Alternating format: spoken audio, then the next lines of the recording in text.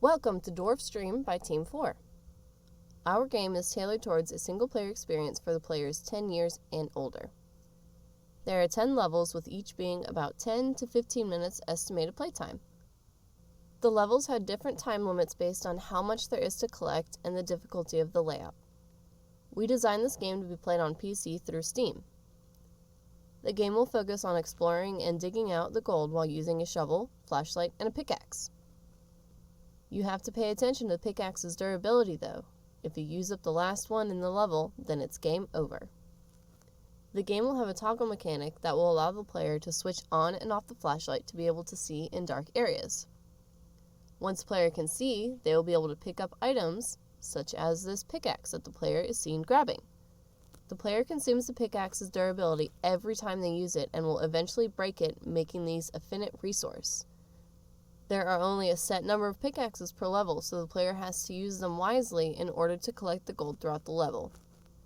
The player will be going around and digging out the gold in the walls in order to collect it to raise their wealth within the time that the level gives them. Now, the gold isn't just used for a score. The player can also retry a level in order to place a wager that they will complete it faster on this attempt. The wager can only be placed on levels that are already completed.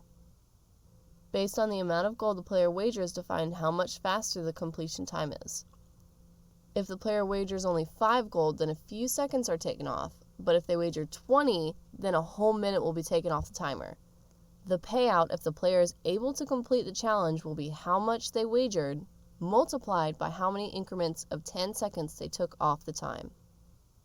Throughout the caves, the player has a chance to find an ancient book laying on the floor. Once the player picks one up, there will be 2 choices. One is to double the amount of pickaxes in the map. The other is to duplicate the gold that has been collected already. Either of these can be a bonus. If they can't find another pickaxe, then there will be another one at a previous location that was duplicated. And if they're trying to finish faster, then the duplicated gold could give them enough to finish the level. Here you can see the player entering the cave for one of the levels. As they made their way through, they found some of the gold that they needed to mine and collect. The player then had enough gold to finish the level.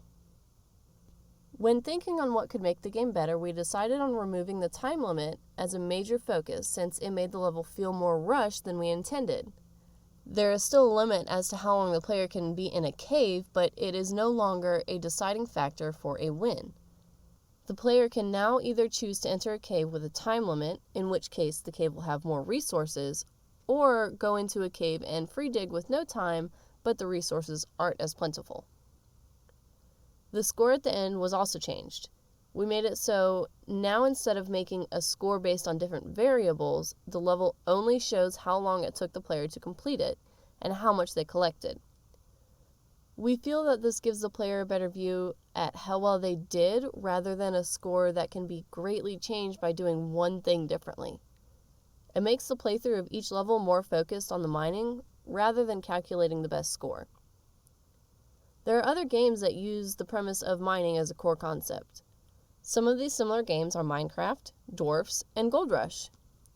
What sets us apart from the competition is our focus on only mining with a pickaxe, and not any machines or fighting enemies like the others. These are all the materials we used when planning this out.